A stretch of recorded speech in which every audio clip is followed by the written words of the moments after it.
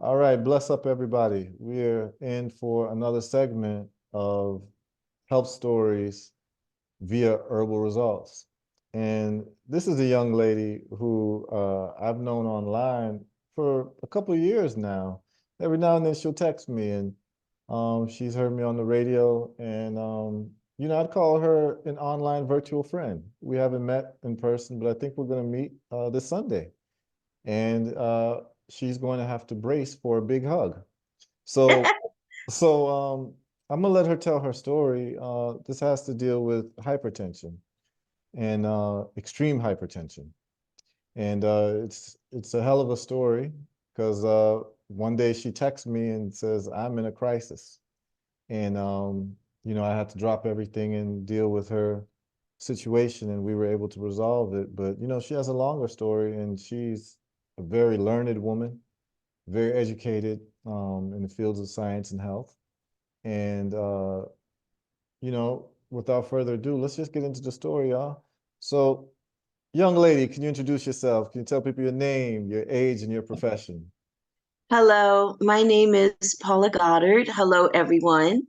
And for all you single men out there, I'm almost 5'2". I like long walks on the beach and candlelit dinners. Had to Talk, throw it out there. talk, keep talking, talk, talk. And as you see, I have a good sense of humor and I'm a good conversationalist and I can cook. A girl can cook. Okay, So, okay.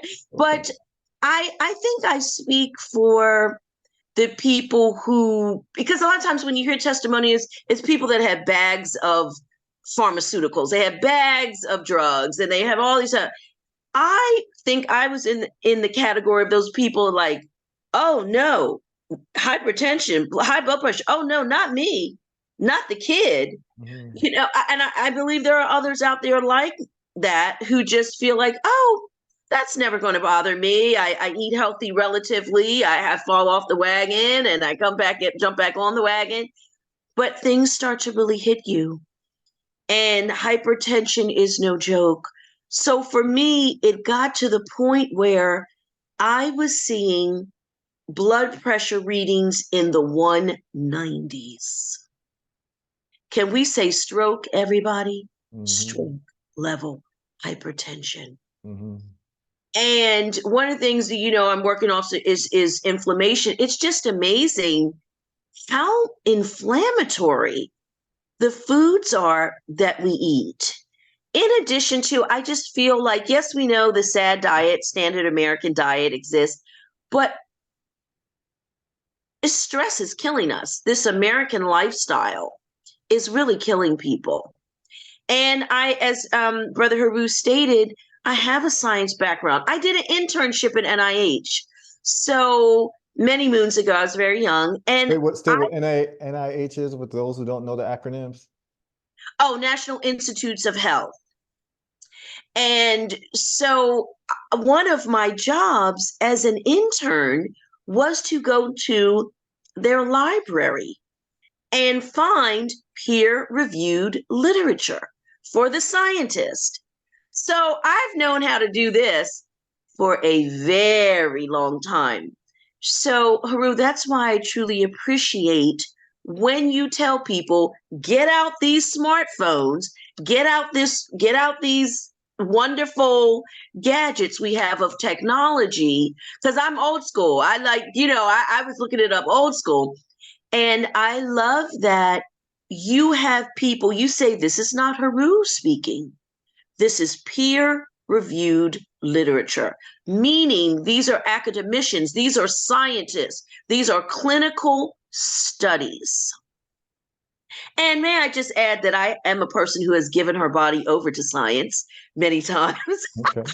made a lot of good money, Okay. thousands of dollars. Okay. And so I know Feel how free to to expound on that if you want. and the money's good, checks are good. And just I've done overnight stays, I've done week-long stays As and part things of like that. clinical trials. Clinical trials. I've done just walk-ins where you bring, I don't know if I shall graphic I should get, but you bring all kinds of samples. Hmm.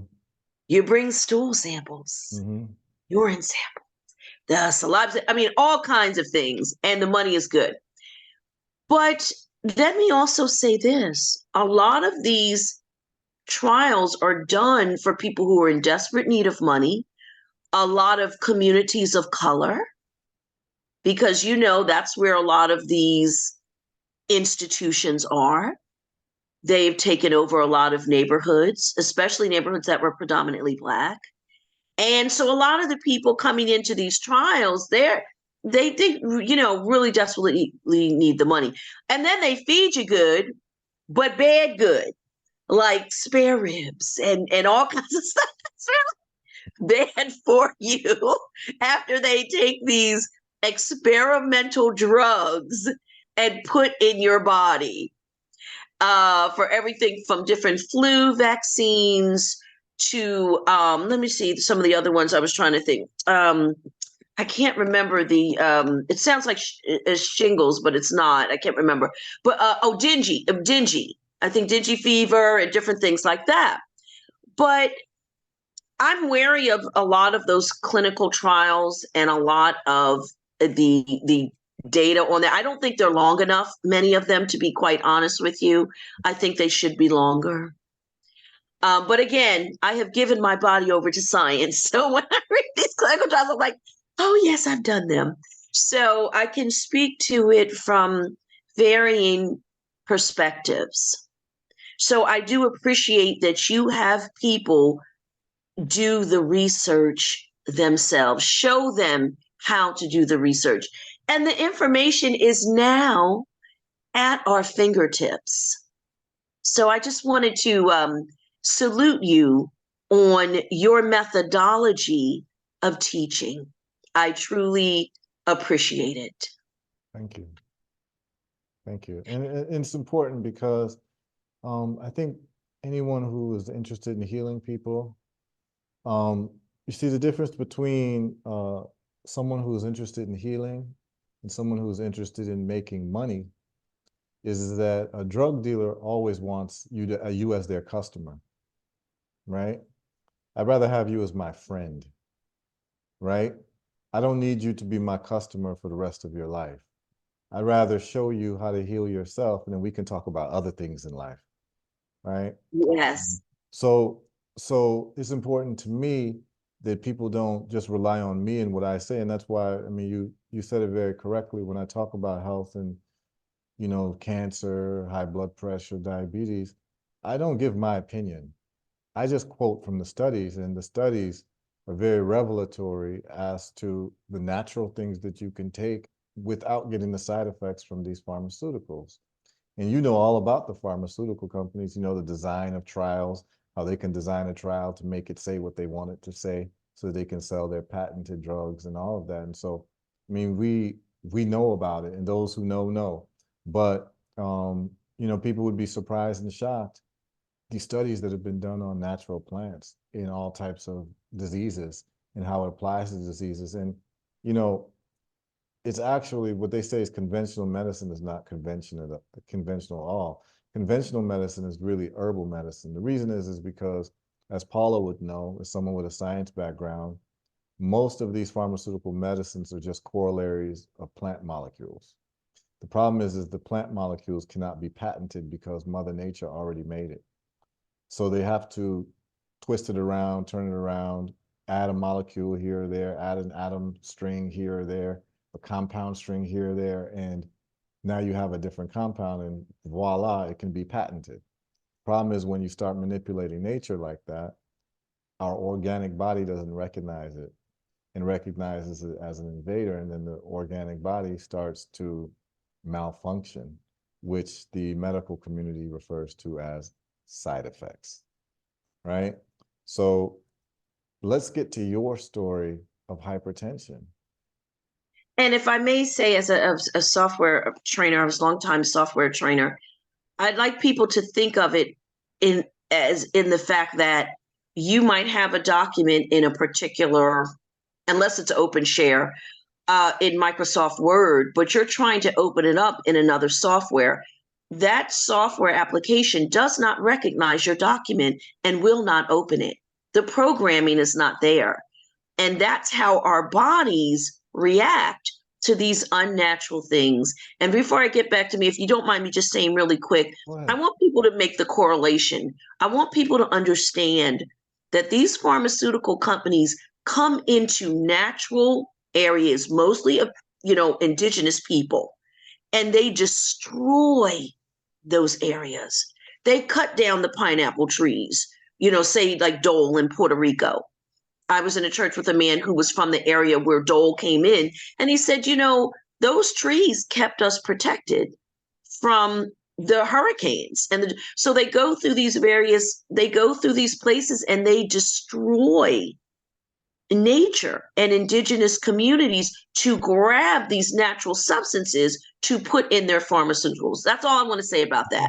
But I think it is important for people to make the connections and understand how this machine works, if you will. All right, so back to me. So all of a sudden I have all these high, well, I guess it starts out with you having a headache and you don't understand why. When was and this I knew around? 2020 what? 2000 what? I want to say around, I think 2018. Okay. I think around 2018, 2018, 2019. I look at my paperwork. But no earlier than then do I recall. And I knew it wasn't a migraine headache because I know the difference. Women, we know a menstrual headache. There's you know the different types, you know your body. And it's just, why am I waking up in the morning and why am I feeling like this? Well, go to the doctor, and I have high blood pressure. I have hypertension. And of course, they want to put me on lisinopril. Right. And I tell the doctors, because I'm anti-pharmaceutical. I mean, don't get me wrong. If you about to go crazy and hurt some people, by all means, take some pharmaceuticals to regulate the chemicals in your brain for the good of all of society. Right. But I mean, other than that, I really caution people in using pharmaceuticals because they're masking. You're putting a Band-Aid. It's like putting a Band-Aid on something that needs surgery. It's like pay now or pay later. Right. Okay, I'm going to take this, and I've seen my levels drop to 111. I could read you off. Listen up. I'm looking right here. What year this was? But I'm looking at different readings right here. I could tell you the lisinopril, I dropped to 111 over 52. I mean, I could give you those readings. You have to think about the long-term effects on the major organs of your body. So I tell these to, a doctor, and they say, okay, well, just try this for a little while. Just try it. And I got off of it, and I said to myself, I don't want to live like this, because I liken being on pharmaceuticals to being in prison, and they say, okay, you're in the hole. You're in the hole, and we'll let you out for 1 hour a day. You can go into the yard. You got 1 hour. You can play basketball. You get set to feel the sunlight on your skin, then back in your cell, back in the hole. That's what I like in pharmaceuticals too, because people don't see the immediate effects. Unless you have some really bad side effects instantly, I think people don't see the immediate effects of it. And I wanted to get off of it. So here I am. Let me just stop you there. Yes. So what Paula's saying is very educational, and people need to take it very seriously, because lisinopril is the #1 hypertension drug prescribed to people. The problem is lisinopril is an ACE inhibitor. And if anyone goes to our website, herbalresults.net, you'll see, and I say our website because it belongs to all of us. What I did was that I put the studies on the website, so you can go to the science page, and you will see a heading that says ACE inhibitors cause acute renal failure. This is a study by the American Heart Association. Maybe at some point, I can just show people the study, but in this interview, but what she's saying is absolutely right. What they've been clear about since 2001, that's when the study came out, is that ACE inhibitors, and ACE inhibitors are what they refer to as angiotensin converting enzyme inhibitors. And they are used for primarily hypertension. They are also used for diabetes as well sometimes. And these ACE inhibitors, you know them by their nomenclature. They end with pril at the end. It's the suffix. So captopril, lisinopril, all those, they'll end with pril or il at the end. That's how you can identify them. But the American Heart Association says that you can use these ACE inhibitors uneventfully for some time, and then suddenly you can wake up and have acute renal failure, which is basically your kidneys don't work anymore, and then you are, voila, on dialysis. So in Africa, we call that two trouble, one God. So what happened is that you have the first trouble of hypertension, and now you got the second trouble of kidney failure because of the fact that you were taking a drug that your doctor probably did not tell you about the side effects of it causing kidney failure. So we'll continue from there. Yeah, I'm looking at, oh my goodness, I am looking at a message right now that I sent you on June 29th of this year. Yes, Thursday, June 29th of this year. I'm going to read this to you. Testimony, my blood pressure dropped 47 points. Wow. My blood pressure dropped 47 points from yesterday to today. Yesterday, 6/28/23 at 9:48 a.m., my BP reading was 204 over 108. Wow. And that was from you taking the olive leaf extract? Yes, and my next sentences say, I used 1 capful of your product in a few ounces of grape juice at approximately 8 p.m. today, 6/29/24. Okay, I used 1 capful of your product in a few ounces of grape juice approximately 8 p.m. So that was on the that day, 28. Now it says today, June 6/29/24 at 7:40 a.m. My BP reading was 47 points lower. Absolutely. 157 over 105. Right. And you responded, bless up, Paula. I'm sorry. Show people the bottle that you took. Oh, yes.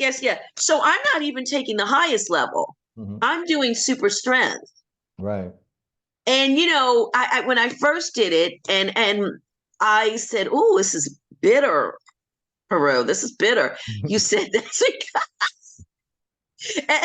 you have a lot of sugar in your body. And I had been going off on the sugar, like the chocolate tasting cakes. I don't know. I'd just been going off on it. Maybe a Patty LaBelle, sweet potato pies, a blackberry cobbler, something. I'd just been going off. And so you said I have no sugar in my body. That's why I don't, it doesn't taste bitter to me. So I did notice that as it goes along. So sometimes I'll put in grape juice, but sometimes, honestly, I'll put in capful and I'll just knock it back straight like that. Your body's getting more accustomed to it. Your taste buds are getting more accustomed to it.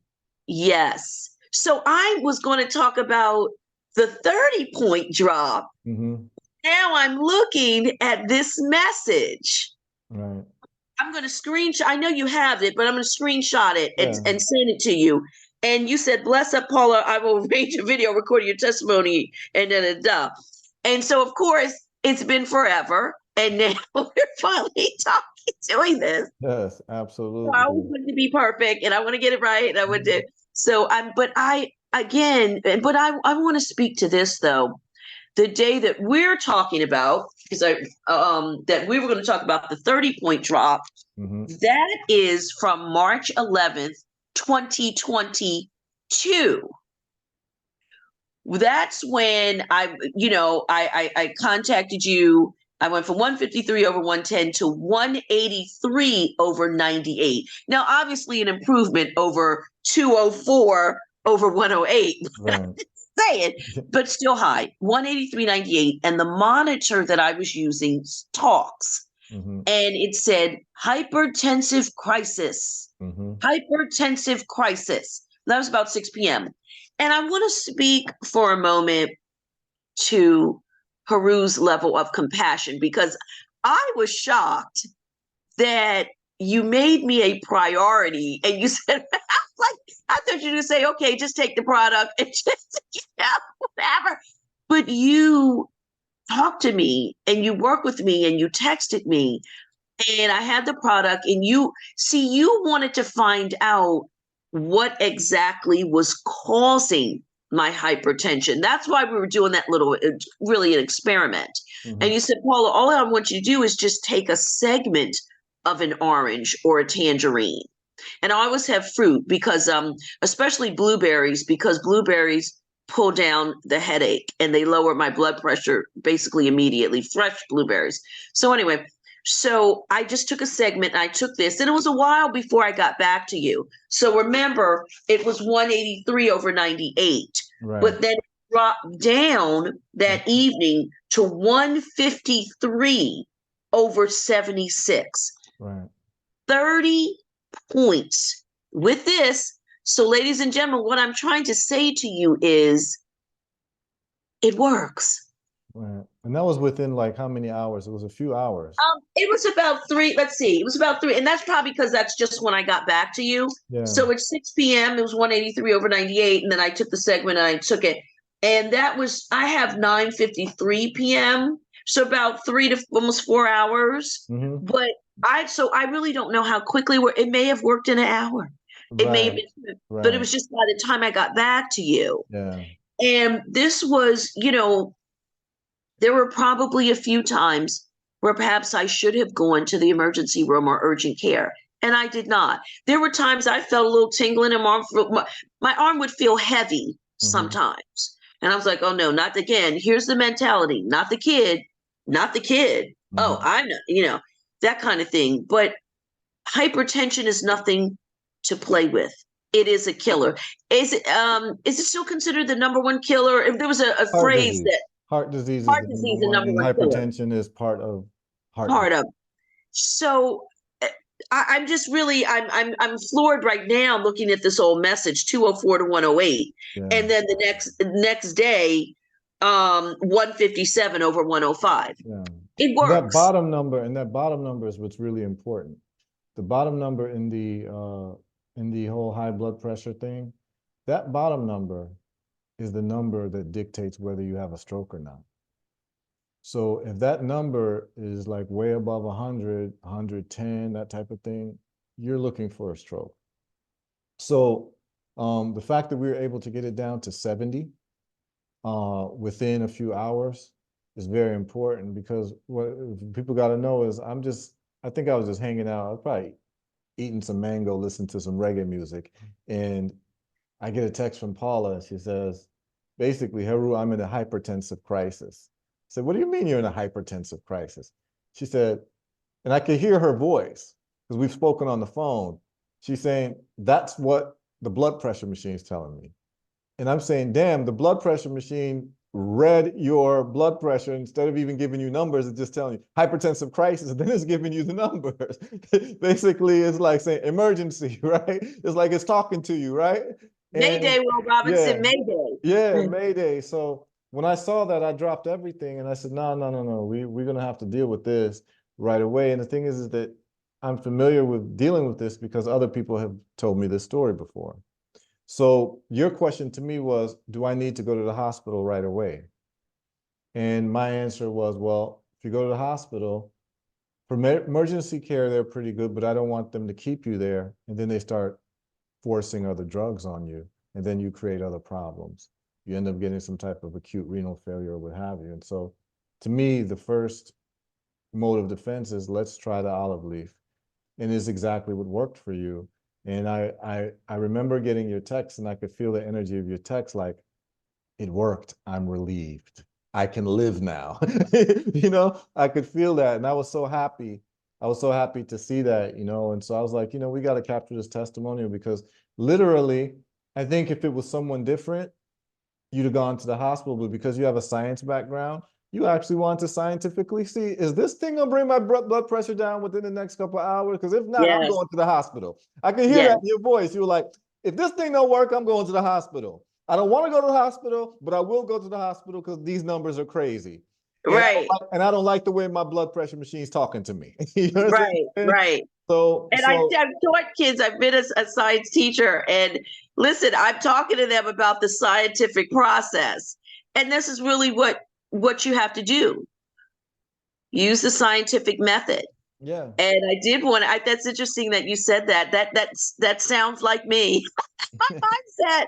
It was, wait a minute now. There are some experiments we can do here. There's some routes we can take other than straight to the hospital. Right. Exactly. Because once you're in their hands, you're in their hands.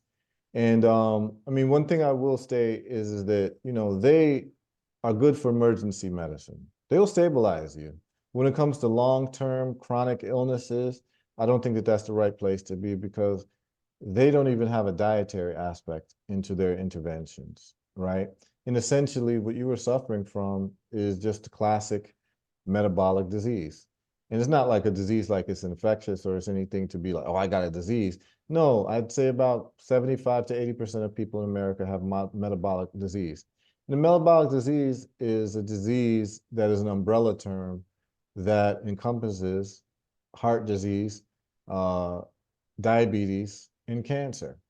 And basically what was going on with you and what may be going on with you is simple, and it's actually very reversible. So it's not just the olive leaf that you would take, but it's also dietary interventions. Essentially, you're insulin resistant. Now, insulin resistance is not just, you know, reserved for people who are diabetic. What's happening is that you got too much glucose in your blood. And the glucose in your blood that shows up periodically, almost every day from what you like to eat, that pound cake, them donuts, that apple pie, the white rice, the white flour, all of those things become sugars into the body. What happens is that triggers insulin. The problem is that when insulin is triggered, your body goes into a state of inflammation. So your body goes into a state of inflammation, and the insulin's role is to deliver the glucose from the blood into the cell for energy. And so your body is always producing insulin without getting a break because of the foods that you're eating. And it's easily solved by doing intermittent fasting and also going on a ketogenic diet. I keep saying this for people with cancer. I keep saying it for people with diabetes. I keep saying it with people with high blood pressure because you have the same umbrella disease. It's a metabolic disease, and the inflammation is being fed by things that you eat every day. And if you can just go 12 hours without eating, what happens is your body turns over from burning sugar for a source of energy to burning ketones, which is healthy fats for a source of energy. And what you will find is if you start doing fasting, so some people will do what you call 16-8 fasting, 16 hours of the day, no eating, 8 hours, that's their window to eat. It's basically timed window eating. So you're eating during those times. Some people do 18-6. So that means that they will do 18 hours with no food, 6 hours with food. What happens in that case is if 12 hours is the cycle, they've gotten 6 hours of fat burning before they eat again. And what happens with those people is within 3 months, they start getting their body back to like they're like 25 years old again. So it's something that you can certainly institute, easy to do, because we eat too much in America. We eat too much and we eat too frequently and we eat the wrong foods. We So don't, yeah, we don't give our digestive system a rest. yeah, so I can tell you somebody like you, as they say in America, I know when you were 16, 17, 18, 19, 20, you used to kill them on the streets.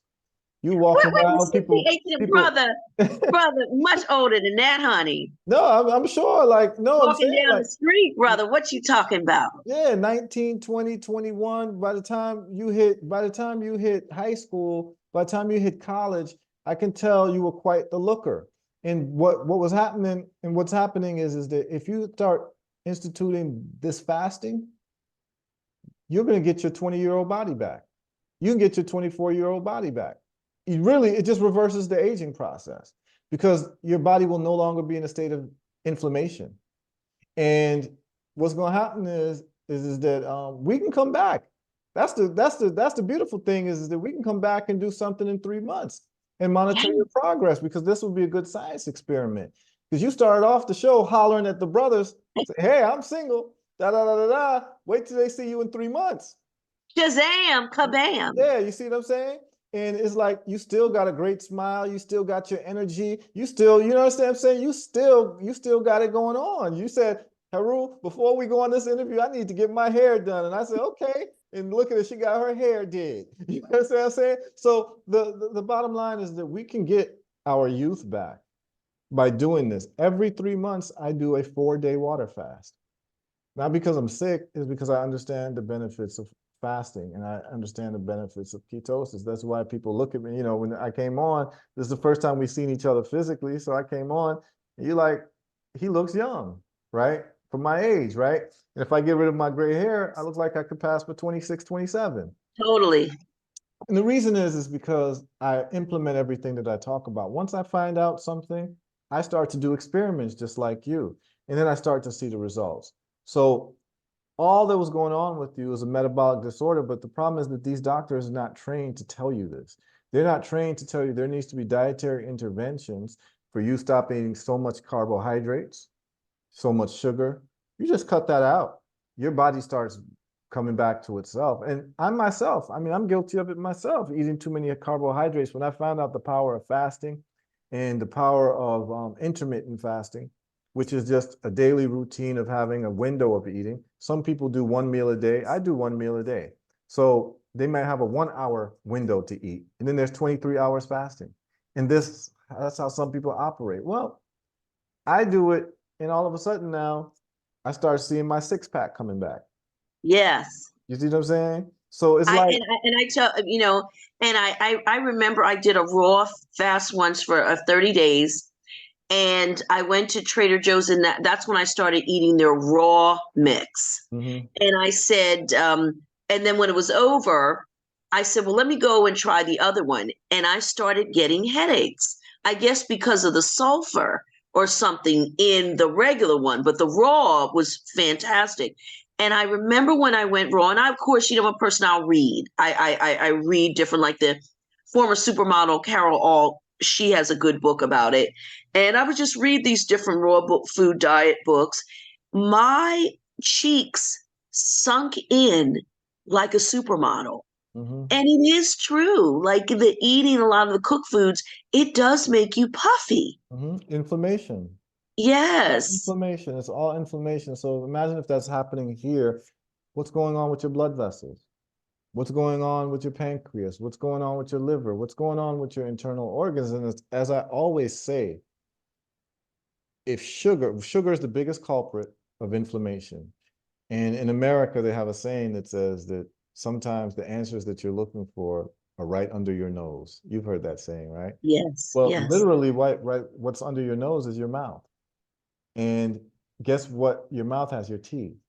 And if sugar can burn a hole into your teeth, which is what they call cavities, and your teeth is the hardest part of your body along with your bones, imagine what sugar is doing to your soft internal organs. Yes. So any doctor who's dealing with any of these top illnesses, which is hypertension, heart disease, chronic, congestive heart failure, these are all inflammatory metabolic based disease. And anytime people you hear the word metabolic, it just means food. It means what you're eating. Diabetes is a metabolic disease. Cancer is a metabolic disease based on inflammatory response to what I call intracellular parasites. So what we're going to do with Paula, and this is very interesting, Paula, and I'm announcing this, and you might be interested in this. I think you actually would be a great person to be part of this group because of just how lively you are, and I think a lot of people would take to you. I was asked today to do a 6 a.m. call, and we ended up being on for 5 hours. And it was Wow. about 100 something people on this call. It's a group that meets every Friday morning, I believe, and they invited me to come on to talk about my book on reversing cancer. That's available on the website for people to download. It's successfully eradicating cancer using an intracellular parasite theory. And I went on and I stayed on with them for 5 hours. And what came out of the meeting is they want me to put together a group, a community, a virtual community that is a health accountability community where Wonderful. all of us, everyone who has any health issue can come on, and I'll make myself available. Of course, there'll be like a monthly fee, but it'll be cheaper than, a night out, somewhere at a restaurant, right? Sure.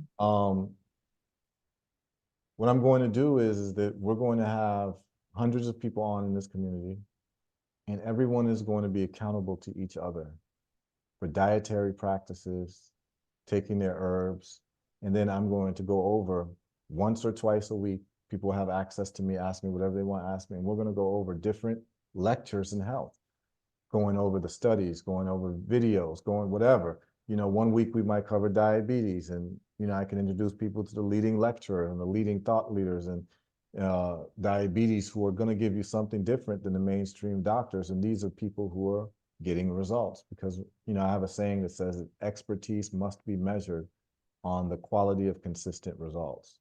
Mm-hmm. So, Yes.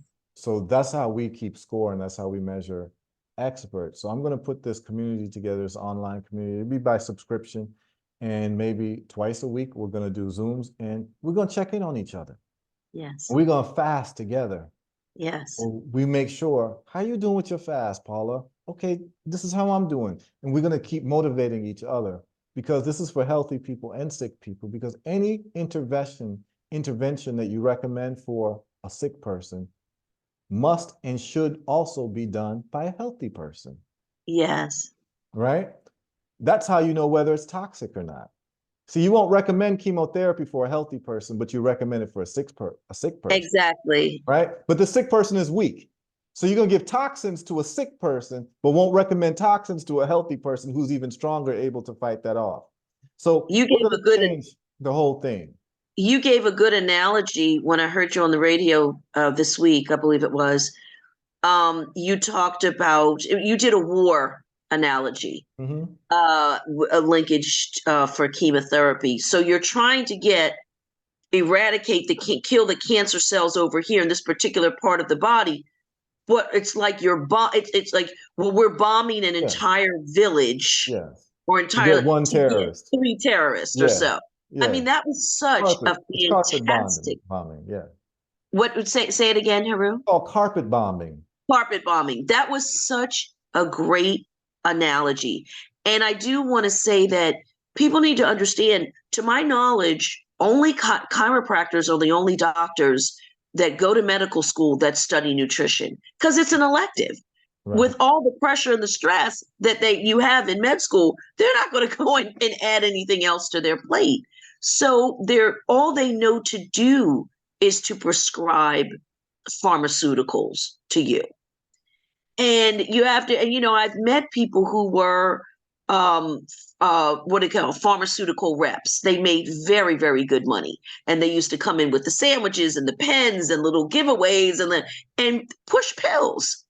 So people need to understand that the doctors, they're doing their protocol, they're doing what they're trained to do, but it's not steeped, it doesn't have a baseline of nutritional knowledge. Right. And so imagine now that you can classify these major illnesses that kill the most people as metabolic diseases, but you don't have a nutritional background. That's crazy. That is absolutely crazy. And a lot Imagine, of the dietitians in the hospitals, they don't know. They don't know. yeah, they don't know what they're talking about either because they're trained from the food pyramid, right? Yep. Which is, eat a big breakfast and this and that and blah, blah, and eat 3 meals a day and put some snacks in between. And all you're doing is you're exhausting your insulin reserves, where you're creating your body to be insulin resistant, where your body has to create more insulin to do the same job it did 10 years ago. So 1 gram of insulin might have moved, your glucose from your blood to your cell. Now you need 10 grams of insulin. So now all that insulin in your body is causing more of an inflammatory response. That's why when diabetics are prescribed insulin, it's literally ass backwards, because you're giving them something that's going to make them more inflammatory, more dependent, and more resistant. And then the diabetes gets worse and worse and worse. Nobody with diabetes should be getting an amputation or going blind. That's because the blindness and the amputation is all the fault of the doctor that you have, because that doctor told you you could eat whatever you want. Just go ahead and just take Absolutely. And we this need to use some medication. common sense also, because think about it. Why are you on these pills for 20 years, 30 years? It's not, we're looking to be cured. And that's what people should have the mindset of. I want to be healed, cured, not pacified. Absolutely. And so, I mean, you saying it all. You saying it all, Paula. And I think that a lot of people are going to get a lot of benefit from this interview and listening to you, because it's a real life story.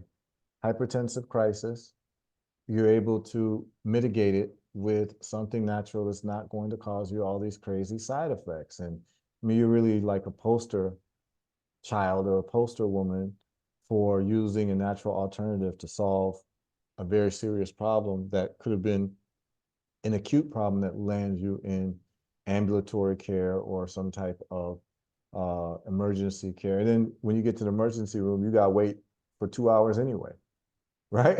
So it's like Yes. your problem's not getting solved immediately. So I'm glad that you had the presence of mind to say, let me just contact him and see what happens. And um, I'm gonna be there. So I mean, that's what it is. We want.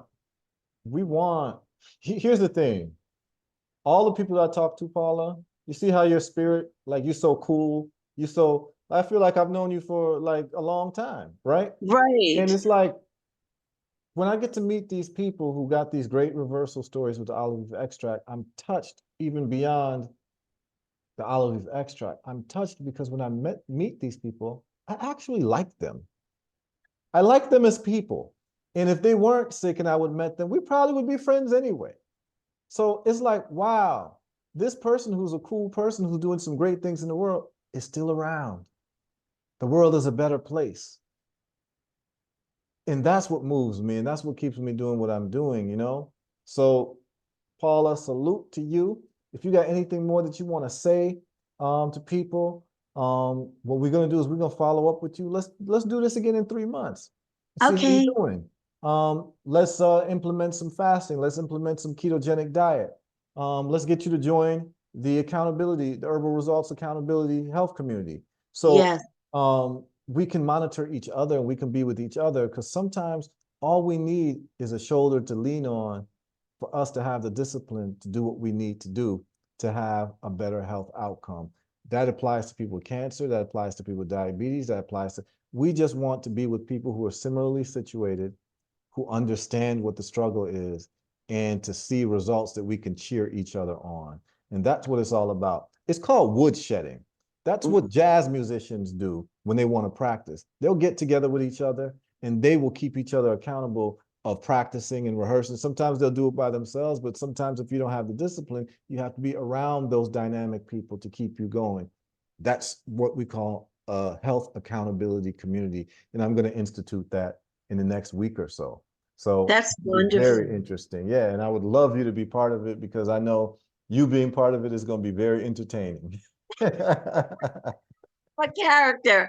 I wanted to say, Yeah. listen, honey, people, just go to the dollar store, get yourself a journal. This is, I call my health journey journal.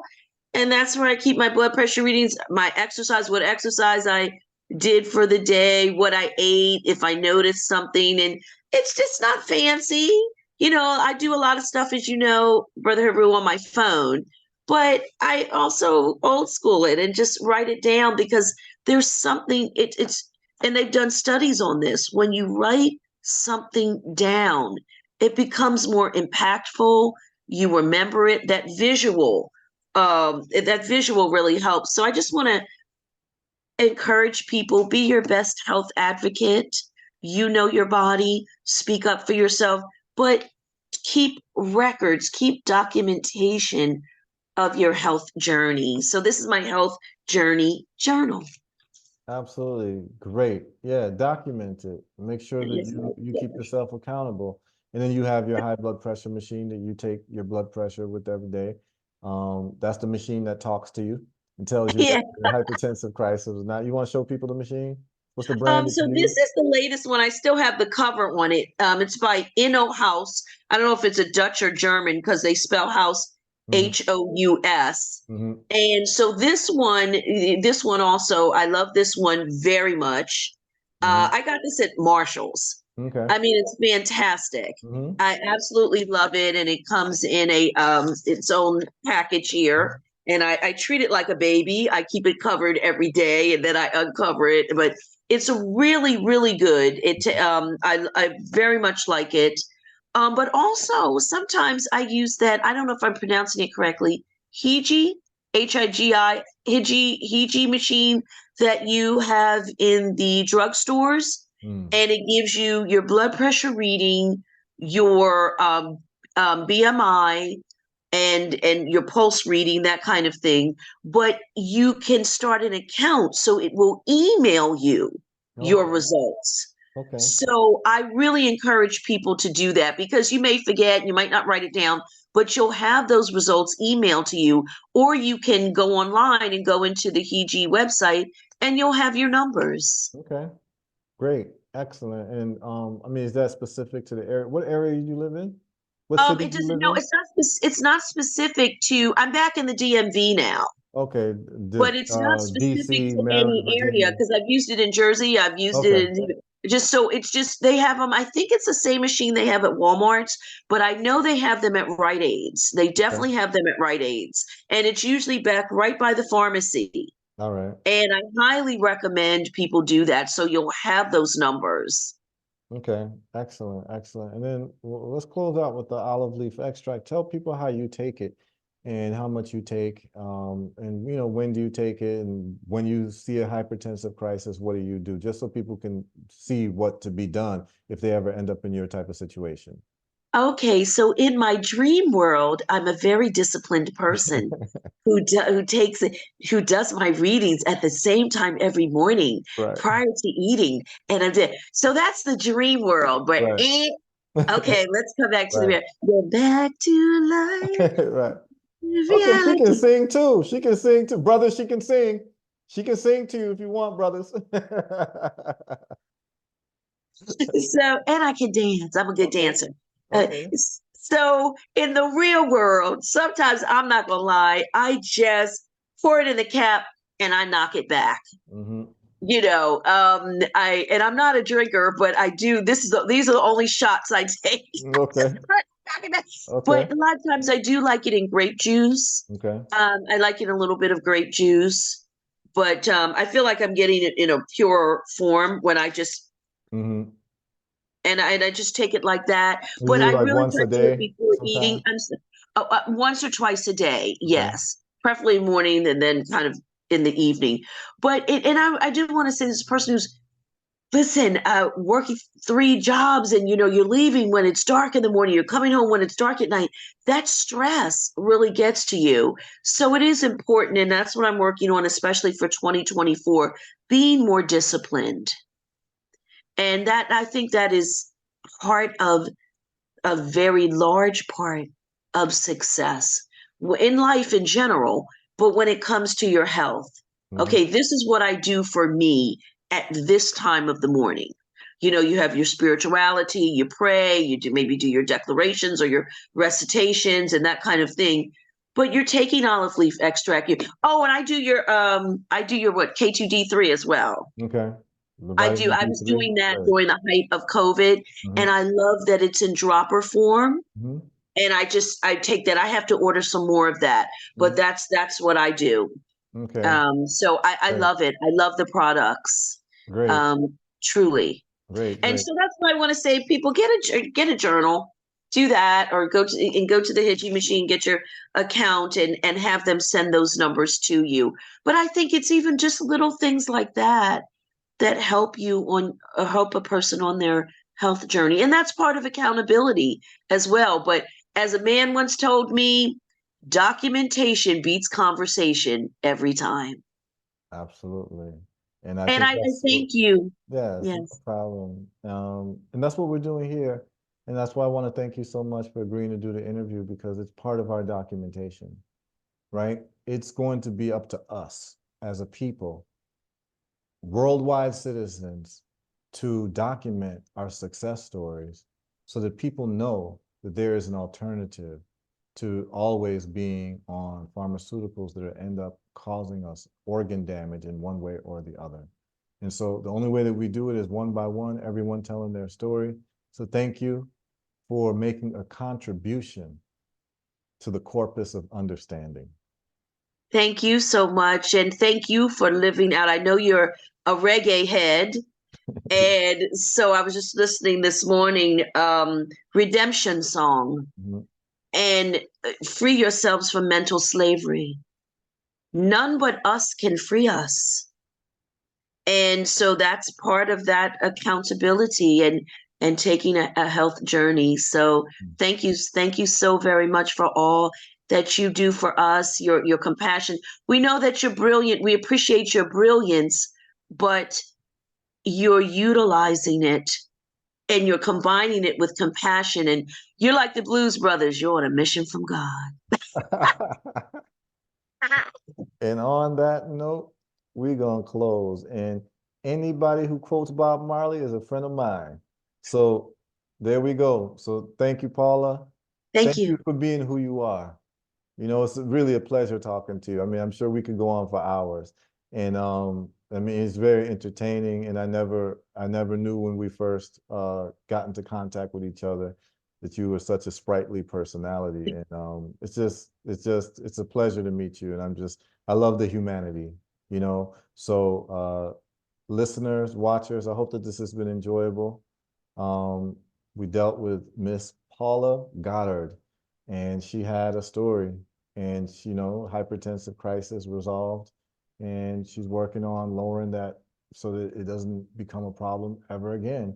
And she's found something that works for her, and we're just going to continue the journey towards restoring everybody to perfect health. So that's what we do at Herbal Results, and I'd like to thank you all for listening and tuning in, and we're going to follow up with Paula in 3 months. All right? All right, y'all. Thank you. Thank you, everyone. Thank you.